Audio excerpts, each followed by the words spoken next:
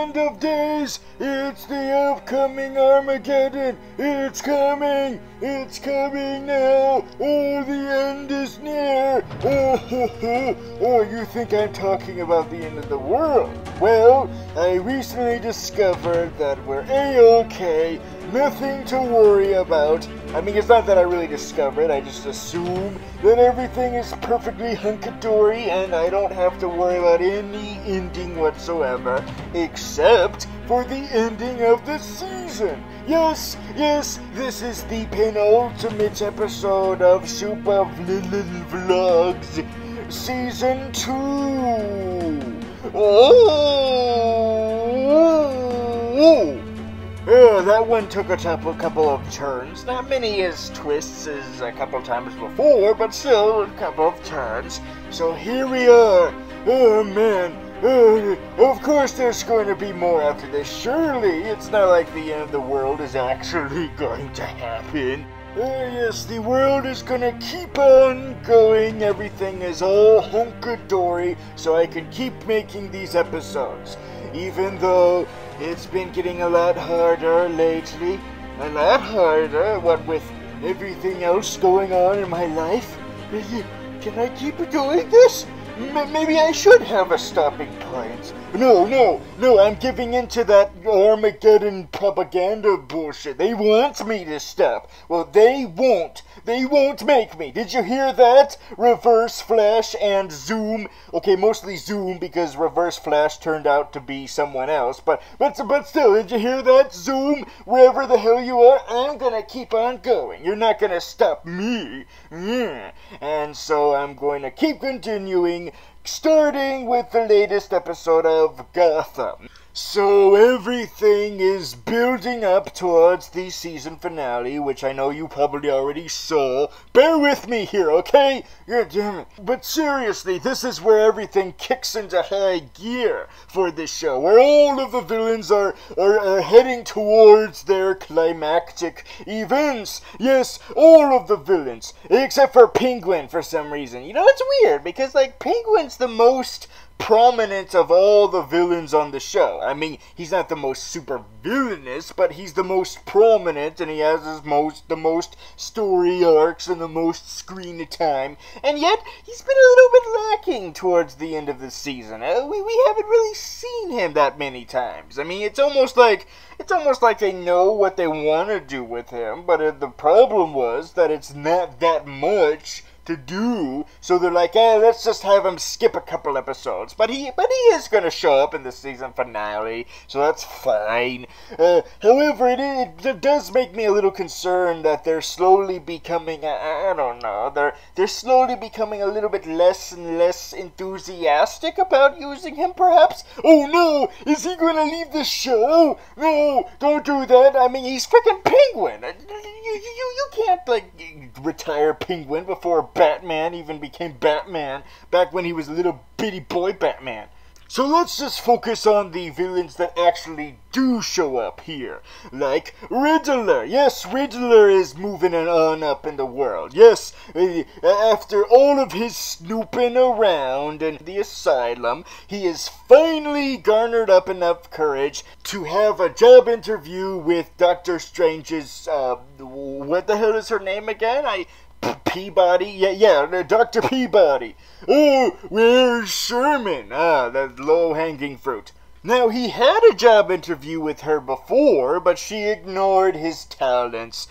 She just saw his talents and didn't recognize it clearly. But now she does. Now she does acknowledge his talents, and she realizes that this is a fantastic potential employee to utilize. So she has assigned him a fantastic job as the executor of Little Boy Batman. Yay! Oh, finally! Oh, man! Oh, Jesus Christ! Do you know how long I've been waiting for these villains to finally garner up enough intelligence to realize that all they have to do in order to take over Gotham is to kill Little Boy Batman? That's all they have to do. The only one who was smart enough to do that was Theo Galavan. But he's dead. He's dead double dead now. He's dead twice. But at least Hugo Strange knows what's up. He knows how to deal with little boy Batman.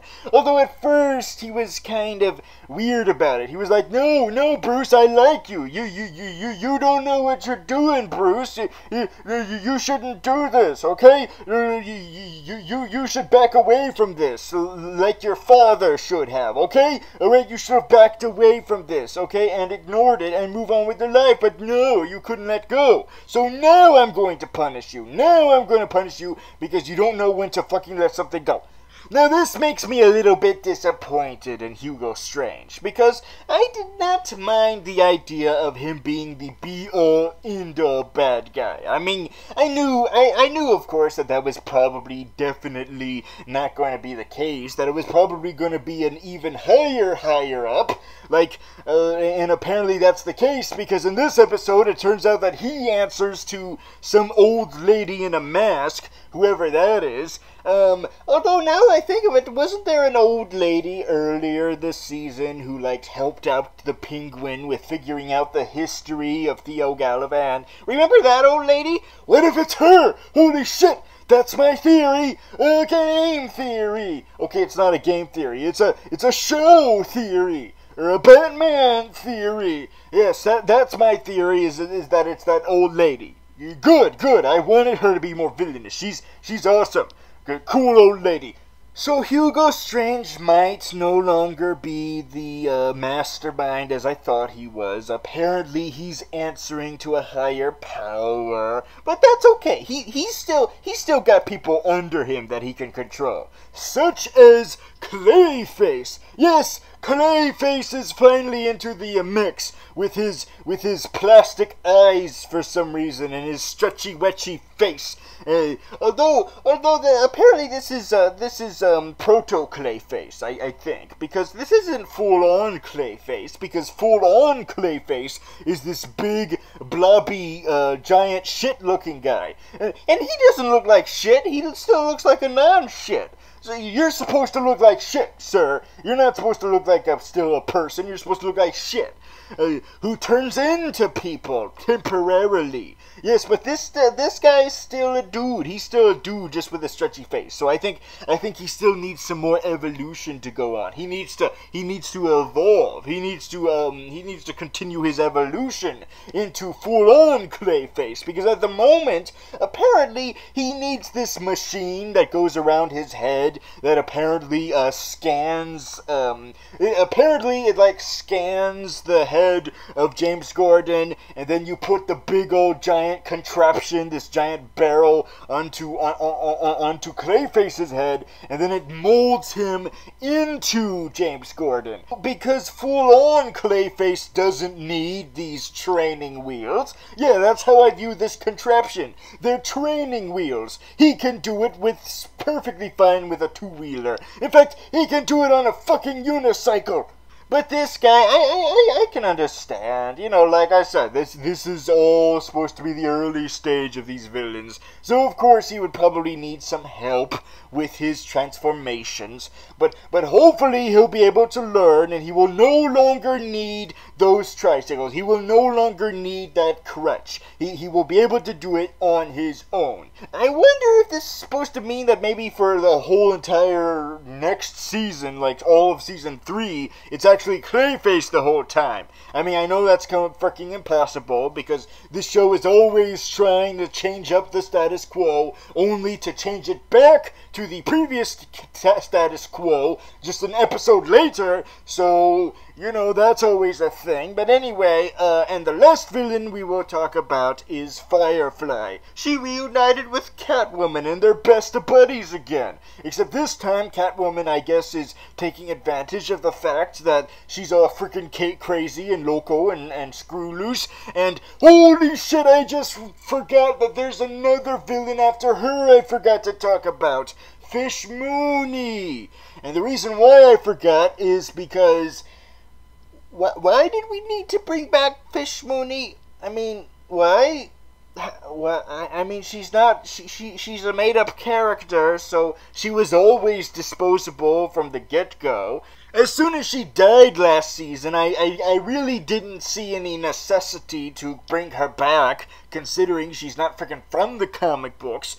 And yet they're all like, oh look, oh big surprise, she's back! And she has superpowers now. Yes, she's evolving into the ultimate supervillain that she was destined to become. Even though there's no supervillain that's her. She's freaking made up. So why the fuck is any of this necessary? I mean, it would be interesting if I cared about her. It's like, oh look, she has a superpower now. She can control people with her nails, and she remembers who she is, unlike all the other resurrected villains, where they had clean slates on their mind. But not her. She still knows who she is, and she has a costume now. Oh, she's part cuttlefish for some reason. Oh, that's right, because her name is Fish Mooney. Oh, that's the twist! You thought that her name was Fish Mooney because she was like an actual fish, but no, it turns out that she's like a cuttlefish.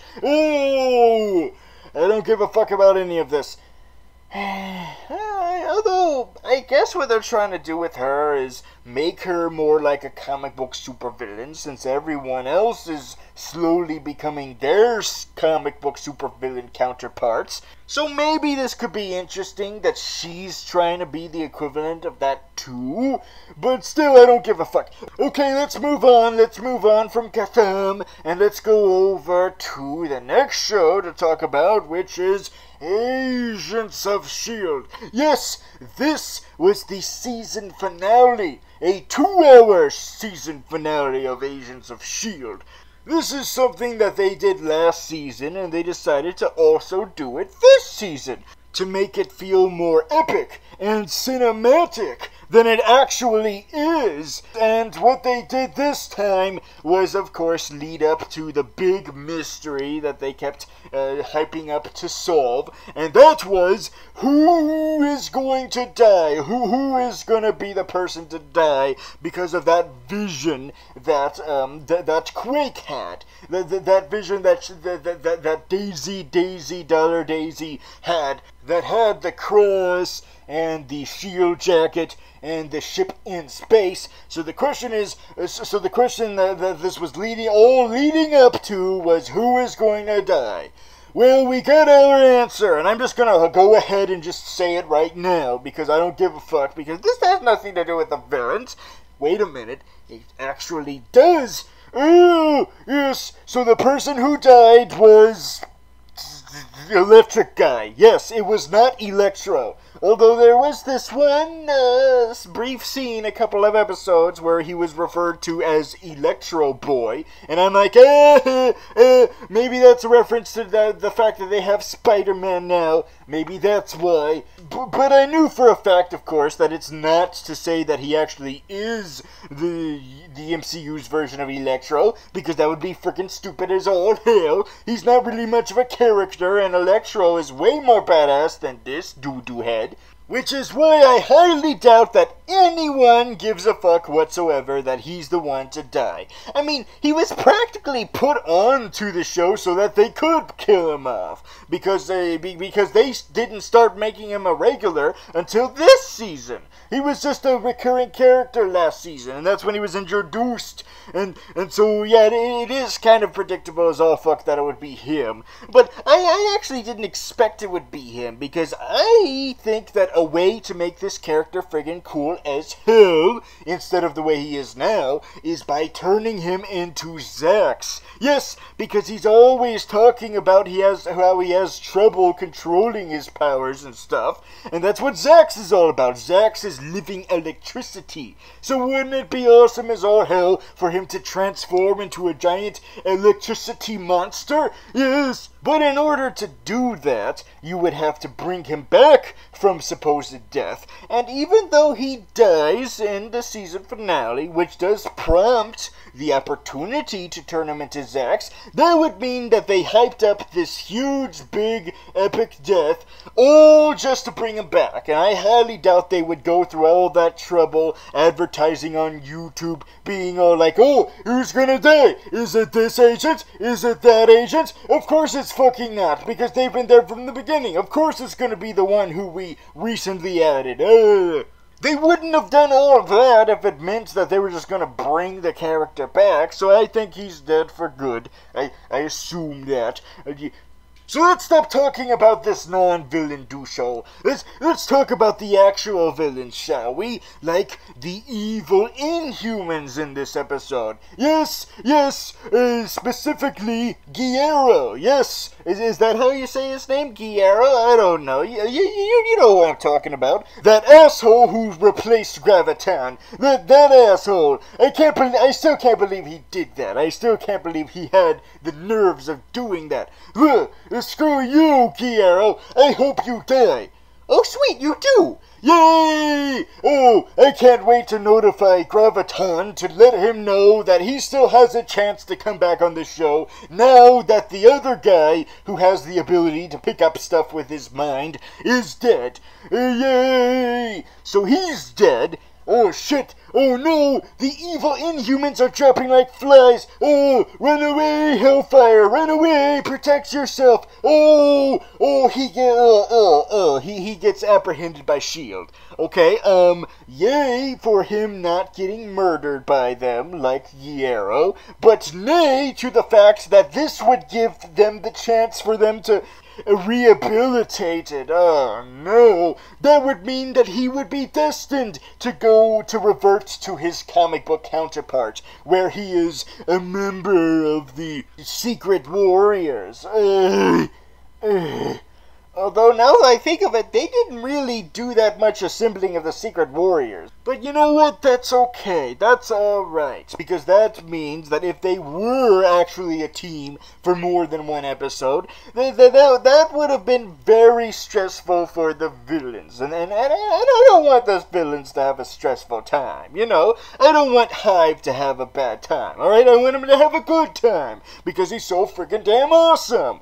If only he would freaking show his face.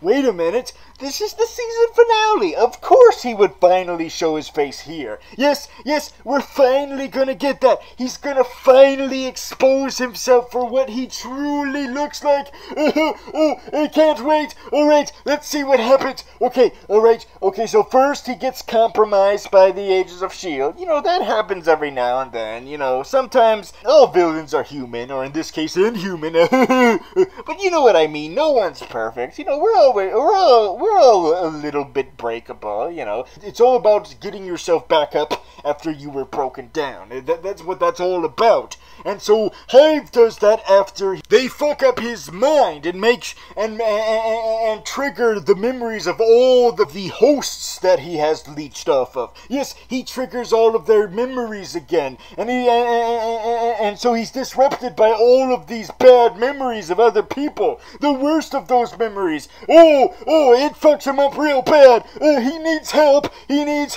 Because then he gets encrusted into this giant, I don't know, like honey sap. He freezes into honey, and now he becomes like Captain America, where he's in this giant big old popsicle of honey. Something needs to be done. Do something. Don't just stand there. Do something. But luckily, before all of those evil Inhumans that were either apprehended or killed, before that happened, they laced all of these traps upon the S.H.I.E.L.D. base that released the tetrogen gas, or should I say the artificial tetrogen gas, or whatever the hell it is, that turns the Agents of S.H.I.E.L.D. into the Primitives. Yes, the Primitives! But it's not the Agents of S.H.I.E.L.D. that you care about. Of course, it's all of these nameless agents that you've never seen before. They all get transformed, you know. They're basically the red shirt equivalent. So yes, so somehow, none of the actual agents that that are actual regulars on the show, none of them get affected, of course, because they have plot armor and they have plot gas masks for some reason, and somehow they manage to survive. But anyway, you need to let these primitives do their magic, okay? Do their work, okay? Because they have a work ethic to get by, okay? And that work ethic is to serve their master Hive. So they open up the popsicle and break the popsicle, freeing Hive from his popsicle prison. Yay! He's no longer encased in a giant popsicle. Yes, so now he can finally do what he set out to do. And that is immediately fall for another trap. God damn it, Hive! Hive, why are you so easy to defeat all of a sudden? Oh, that's right, because it's the season finale, and they can't afford to deal with you anymore. So they're like, oh, screw it, let's just get rid of him already, okay? It's the season finale, God. Although I beg to differ, okay? I like Hive, okay? Let him stay on the show. Come on, let him stay on the show. But the show is like, no, he has to go, alright? We're trapping him in the ship that's destined to explode. Oh, no. No, you mean to tell me that he's going to suffer the same fate that not Electro is going to suffer? No, we haven't even seen him transform into his squid face yet. His glorious Squidward form. I'm Squidward, Squidward. But at least they cut us some slack, because you know what? They decided, since he's destined to die, let's let him show his face. They've been waiting for it for so long, and we're just about to kill him off. Let's let him have some fun before he does it. Let's have him take a breather, because it probably takes a lot of effort for him to disguise himself as Ward, the supervillain equivalent of Justin Bieber, that guy. Let's let him hang out. Let's let him basically, so to speak, let his gut hang out. Let's let him breathe, and give him a sense of relief by no longer having the pressure to keep himself looking like that. Let's just allow him to show his true form. And so he does. And it's more awesome than I expected! Oh my god! I actually didn't expect for them to go all practical effects with him. I didn't expect that. I for some reason, I just assumed that it was going to be CGI. But I should have known, since this is on the TV, the CGI would probably look shitty as all fuck. So you know what? Let's take advantage of that. Let's take advantage of the fact that the CGI would be shitty, and let's instead give another technique to this to creature effects a go. Let's bring back another old-fashioned technique, and that's old-fashioned costumes. Yes, just regular old-fashioned type creature effects, where you just have a mask and you have puppetry and you actually make stuff out of real life and you put it on an actor, and that's what they did. They did a good old-fashioned practical effects for Hive. Oh man, that was actually a pleasant surprise. I didn't know they would actually do that, because when we saw that tease of Hive several episodes ago, it was CGI tentacles on his head. So I just assumed that he was going to be all CGI, but no, just a couple of his tentacles are CGI. The rest are all practical effects. Yes, a mask.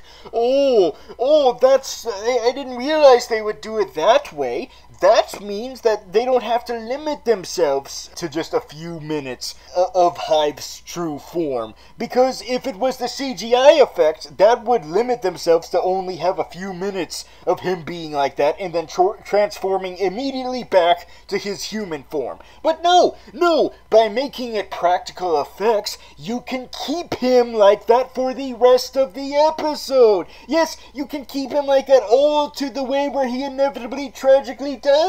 Yes, this is genius. Oh wait, he transforms back.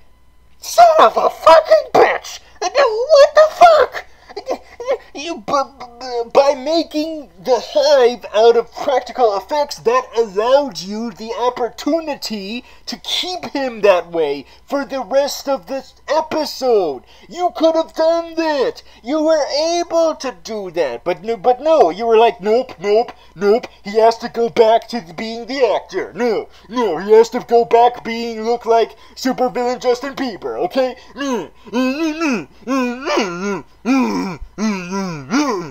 He doesn't even transform back into Squidward form when he's right about to die. That's what the monsters usually do. They transform into their monster form right when they're about to die. But he doesn't even do that. He just stays in his ward form. If he was going to be CGI, then I wouldn't have had as much of a problem with it, because I would be like, oh yes, I understand, you can only use so much at a time because of the budget. But by doing it practical effects, you were able to keep it there, to keep him like that. You didn't have to switch him back. But nope, he's wards to the very end. To the explosion where he hangs out with not Electro. Yep, they're hanging out now. They're buddies now that they both know they're gonna die. So after reenacting the ending scene of the first Captain America movie, they decide just to look at the stars and be like, hey, let's be buddies now that we know we're gonna both die. Let's talk about life. Let's talk about philosophy. Let's talk about why we exist in the world, and the reason for existence, and explosion, fuck you, they're both dead, the end, there, they're dead. Well, of course I'm not crying for Electro Boy, I'm crying for Hive, okay? You don't just turn him into you don't just finally show his anticipated true form, and then just kill him. No, I want more. I demand more. Well, there's pros and cons to this. The cons, of course, is that we got rid of this interesting character right when he was about to get even more interesting. I'm Squidward, I'm Squidward. That, of course, is the con. But the pro, however, is that this gives the show the chance to explore more themes out there. I mean, this is the Marvel Universe. You can't just keep focusing on the Inhumans. I mean, I know that is a big part of the Marvel Universe, but when you look at the Marvel Universe as a whole, it's just a teeny tiny part.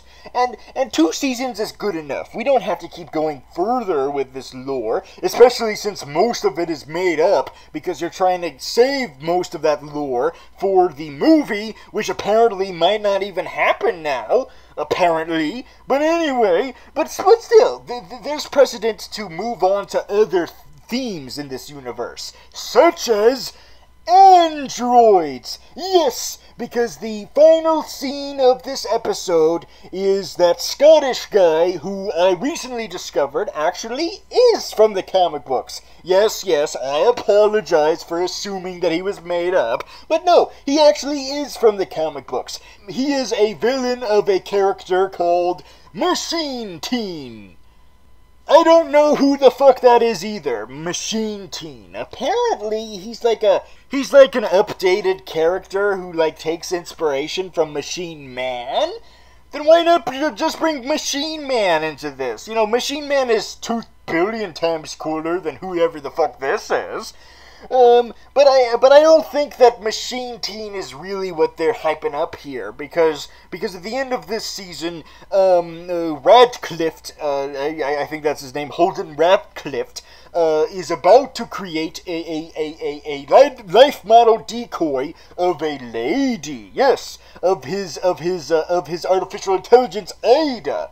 Now, I looked it up, and unlike Holden Radcliffe, Ada is not from the comic books, so maybe maybe she's gonna be this show's equivalent of Machine Teen. Maybe this won't be an outright adaptation of Machine Teen. And you know what? I don't really want an outright adaptation of Machine Teen, because Machine Teen is a superhero, and I don't give a fuck about him. And I also don't give a fuck about any of these other potential life model decoys that are gonna be good guys, because apparently in the comic books, there's a whole superhero team of them called the Live Wires. Well, guess what? We already had a team that this season was hyping up and then barely really got together, and that was the Secret Warriors. So I'd imagine they would probably do the same thing for the Live Wires. So, you know what? Instead of doing all that, how about if we focus on evil life model decoys? Yes, let's focus on the evil androids that you could get into here. And let's not forget that in the comic books, Holden Radcliffe is indeed a villain. I mean, granted, he's apparently more of a corporate-based villain and not really like an actual supervillain, but you know what, that's fine, We need more Lex Luthor types, those are always necessary to help support the villains that have the superpowers. Yes, so that's fine, Mr. Holden Radcliffe. You keep being your businessy business. Just keep on the supervillain path, okay? Alright. Okay, so boo to no more Hive, but yay to new types of villains. And I guess new types of heroes, but I don't give a fuck. Alright, that's enough about Agents of S.H.I.E.L.D. for the whole season.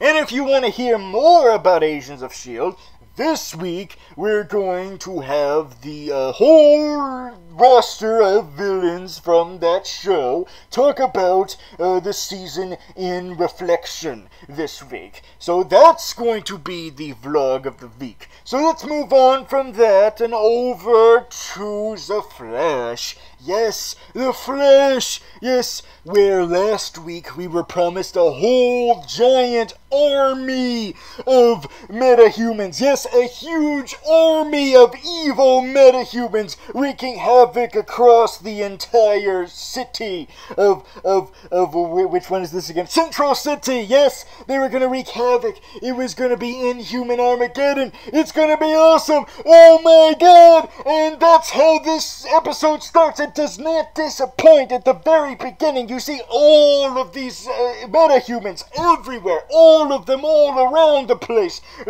fighting the police, and it's all badass, and it's awesome, and it's glorious, and then Flash defeats them all. They're all taken care of. They all got their ass beat. Now, I know what you're thinking. Surely they wouldn't have hyped up this huge giant army to take down the city just for them to all get easily defeated in the first few minutes of the episode. Well, no, there's other Inhumans still out there. Sorry, Inhumans, I'm still on Agents of S.H.I.E.L.D. I mean, metahumans. There's still a few other metahumans. There's still metahumans out there in this episode. It's just that they're very, very few and far between. I mean, you would think that with what they hyped up last episode, with this huge army at the very end, that would mean that would be the main source of conflict this episode, would be the army of metahumans. But instead, the actual main source of conflict in this episode is Barry's optimism. Yes, he's too optimistic. That's the main source of conflict in this episode. That's the problem that the characters have to face in this episode, is that Barry is too happy, is that he's too optimistic. That's it. You promised us a giant army of superpowered villains, and what you wound up giving us is a character being too optimistic. Fuck you. And I know that we do get the Black Siren, and that was a lovely, warm reminder of who died on the other show. Thank you for that. But still, it's like you promised a whole army, and instead you only give us one metahuman. I mean, that's not to say that she's very effective with her powers, with her actual powers that the character is supposed to have in the comic books, but doesn't. So instead, you give it to the Earth 2 counterpart. I'm looking at you, Killer Frost! But anyway, so she uses her powers to cause 9/11s, except without any casualties. Kind of a little bit of an insult, I think. But anyway, so she gets defeated by the disappointment of believing that a couple of the previous villains were coming back, like Reverb and Killer Frost, only to realize, oh, that's right, it's just the Earth 1 counterparts disguising themselves as the Earth 2 counterparts, to make us even more disappointed that this episode could have been way more badass and cool than it actually was. But you know what? You know what? At least they made the effort to make up for that at the end of the episode. You know, even though all the villains got easily defeated all in one foul swoop by these sound triggers or whatever the hell, this dubstep machine, I think, or whatever the hell that is. Even though with all that, at least they made the effort to make it up for all of that by killing Barry's papa. Yes, they killed the original 90s Flash. Now, here's something that I wanted to talk about, but I never had the chance to, and the reason why is because it has nothing to do with supervillains, so I decided not to bring it up. But now I think it's precedent to bring it up. You see, in a previous episode, Barry's father, what the fuck is his name? Henry Allen heard about Barry mentioning Jay Garrick, and was like, oh, that's weird. My mother's maiden name was Garrick. And this was Henry Allen saying that. Now, of course, this prompted the theory that maybe there's an alternate counterpart. There's an alternate counterpart, whether it's Earth 2 or Earth possibly 3. Maybe it's Earth 3.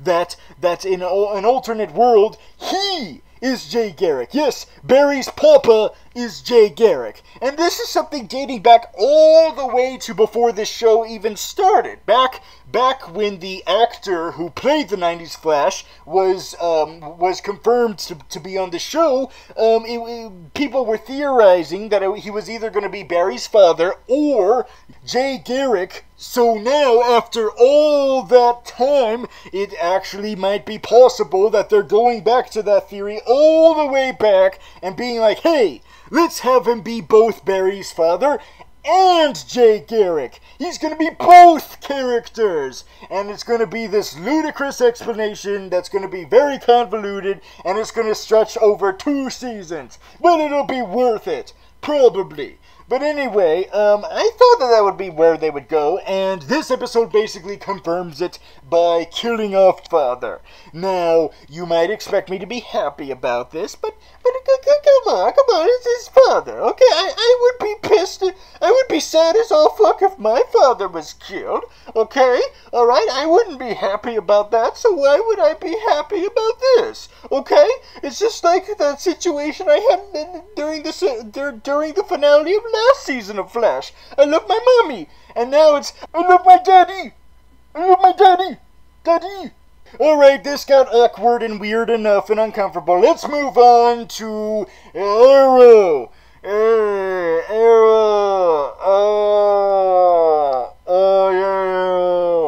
Yes. It's more of me wanting to be more excited than I actually am. Because the things going on here are so awesome and cool in theory, but aren't, because I just don't care anymore. But you know, it has its merits. Now, the main reason why this is no longer cool to me is too much goddamn Damien Dark. He just sours everything. He's such a buzzkill. And you know, it's a whole family of buzzkills. So when his wife died, I'm like, okay, all right, fine, but you still need to kill the head buzzkill, all right? You still need to go for Damien Dark, all right? You know what I mean? It's not satisfying enough that you got rid of his wife. You have to also get rid of him too, okay? Or else you just keep coming back, keep being a stupid villain and grabbing this limelight from villains who deserve it more than he does. But you know what? I am not the only one who thinks this, because someone else agrees with me. And do you know who this person is? Anarchy. He agrees with me. He also believes that Damien Dark doesn't deserve to be the be-all, end-all villain of this season. So do you know what Anarchy did? He took the reins. He took charge. Oh, fantastic. Bravo, Anarchy. Yes, thank you for finally taking the initiative. Finally sticking it to the man. I mean, I know that you're probably outgunned and you might fail at it because you have a lot less resources than him. But still, A for effort, okay? A for effort. So he goes out there, he goes out of his way to take over this season and be like, no, fuck this, I'm gonna be the big bad, alright? So he explodes the dome. Yes, they no longer have to be under the dome. Good, I hate that show. Now, it used to be good at first, but now it's stupid, so it's good that it was canceled. And he canceled it by exploding the dome, and he explodes everything. He explodes all of Damien Dark's things, and he's like, there, take that. And then he gives the ultimate insult to Damien Dark by not dying. Yes, he survives. Yeah, he's not gonna die that easily. He's not gonna be one of those villains who gets killed by a bigger villain. He's like, no, fuck you. I'm pimping out of here. Now, granted, this might mean that that this is only for him to die in the next episode in the hands of Damien Dark, but still, just fantastic effort all around, Anarchy. Just fantastic. Thank you for finally standing up to Dark. Yeah, you're not like the Calculator where you just decide to surrender to the superheroes and go on their side with your tail tucked under your legs and work for them. No, you decide to be a badass about it. But that doesn't mean I give Calculator all of that shit. After all, there is a chance for him to go back to his supervillainous ways when, what's-her-face, Felicity Smoke's mother, is like, no, go away so you can be a villain again. And I'm like, thank you, Felicity Smoke's mother. Thank you for that. Alright, yes, this was actually a turn in the right direction. Unfortunately, they might turn back into the wrong direction for the finale, but let me stay in this high, okay? Let me stay in this high, alright? Also, the love interest in the island is evil too. Yeah, sure, why not? Let's just take all of the... Let's just try everything out. Let's just throw everything to the wall and see what sticks. After all, it's all about anarchy. Just not giving a fuck. Just doing whatever the fuck you want. Fuck logic. Let's just do whatever the hell we want. Whoa. Let's get naked. Okay, that's enough. Alright, that's enough of Arrow. Let's move on to the finale of Legends of Tomorrow. Yes, so with this being their season finale, that would imply that they would have to defeat the villain in some sort of way.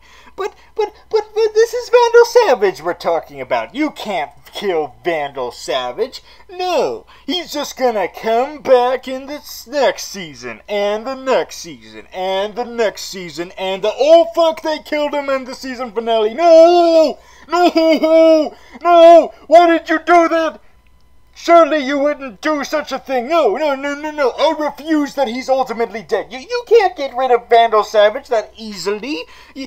Especially when he only had like 16 episode season, okay? If Damien Dark can get a 23 episode season, then at least make sure that Vandal Savage gets more. But nope, they're like, nope, 16 episodes and he's over. Although, I guess technically 18 since he had that two-parter with the Flash and Arrow crossover, so yay, 2 more, but still, this is that good. Okay, alright, Legends, if you're gonna kill off Vandal Savage, then you should at least do it in a really epic as all fuck way. Well, they do it as epic as they could possibly do it, I guess. And they do it by killing him 3 times in 3 different time periods. Yes, because Vandal Savage's be-all, end-all plan was to destroy the world in 3 separate eras. Yes, one in the 1950s, one in the 2020s, and one in the 1970s. I don't know why there's such a huge gap between one of those, but screw it. This is the season finale. We have to get this over with. So yes, he was going to destroy the world at 3 separate different points in the timeline. And this would have caused a paradox that would have ripped the space-time continuum, destroying all of that. Destroying all of it. And the only time that would exist would be back in the prehistoric times. And that would give Vandal Savage the chance to remake the world in his image during that time. Yes, so remember when I was really disappointed that this version of Vandal Savage was not a caveman? Instead, he was an Egyptian? Well, guess what? It turns out that they were going to make him a caveman by taking him back all the way to prehistoric times. Yay! So he actually was going to be a caveman. Yay! I knew they'd have it in them. So that means I could make jokes about the Croods or jokes about the Flintstones meet the Flintstones. We will have a gay old time. But nope, all of that was for nothing because they destroyed him. And they didn't destroy him once, they destroyed him 3 times. 3 different times. 3 different Vandal Savages and separate time periods, all killed. One was stabbed, one was burned to death, and one, I think, was also stabbed. Well, way to be creative. I don't know. I was kind of a little hazy on that 3rd death. But anyway, the point is, all the Vandal Savages are dead. All of them. Okay. I think there's precedent. I think there's precedent to still have confidence in him. Okay, to still have confidence. Okay, if he survived that killing in the Arrow Flash crossover, then surely that means that he is able to get out of this. I mean, granted, it's 3 different savages all dying, so that would be really difficult, but you know what? I have confidence in him. I know he has it in him to get out of this situation, and this situation being death, okay? He did it before, surely he could do it again. He just has to try really hard, okay? His ashes have to try really hard. Maybe Malcolm Merlin will pitch in again. Maybe he'll help him out again. Oh, maybe I'm just in denial. I'm in denial. But now that I think of it, maybe it's good that he didn't get away with this plan, because he was going to remake everything. He was going to hit the reboot button. Yeah, he was going to hit the reboot button, and he was going to change everything into different. Yes, that means he was going to erase everything and replace it with a new timeline. That means I would have been erased. This show would have been erased, and it would have been replaced by something completely different. You would see a different Blednovsky before you, and a different show, and you would have been different. That was too risky. Maybe it's for the better that they got rid of him. But still, it would be nice to see if he survived or not, you know, because it's Vandal Savage, okay? He's one of the biggest, most formidable foes of the Justice League in the comic books. You can't get rid of him that easily. Surely he'll come back. But alas, I guess I'm just going to accept that he's dead.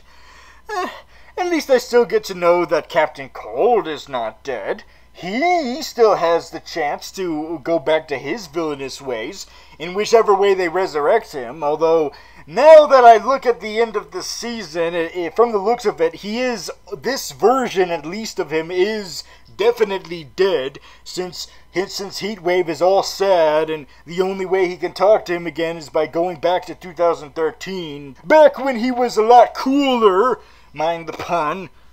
But anyway, so I still legitimately wonder, how are they gonna bring him back? I guess the go-to way would just be by, like, bringing in his Earth 2 counterpart. But that's kind of lazy, since they've been doing that a hell of a lot with other characters. So, fuck, just do it. Whatever, I don't care. Just bring that character back, and bring him back to his villainous roots.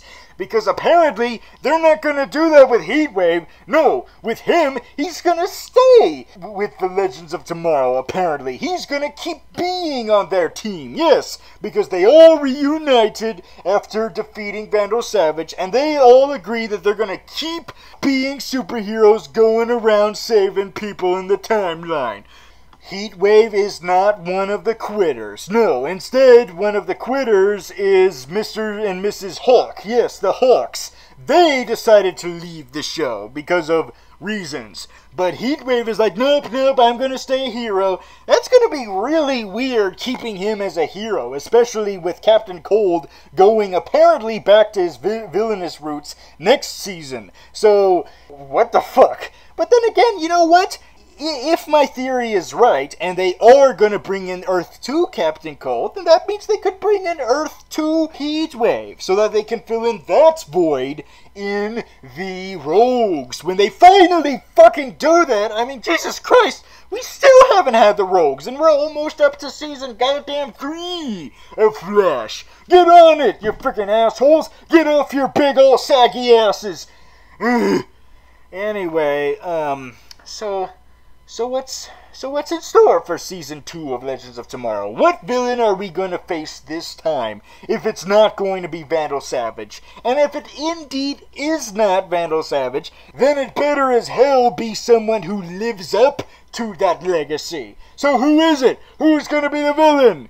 Well, I guess it's going to be a villain of the Justice Society, because that's what they hype up at the end of the season, is that the mystery actor from Suits, who was going to be someone, but they didn't reveal who. It turns out that he's Our Man. Yes, remember when we were promised an Our Man show a long-ass time ago? Well, it turns out that we were going to get it just in the form of this teaser at the end of this episode.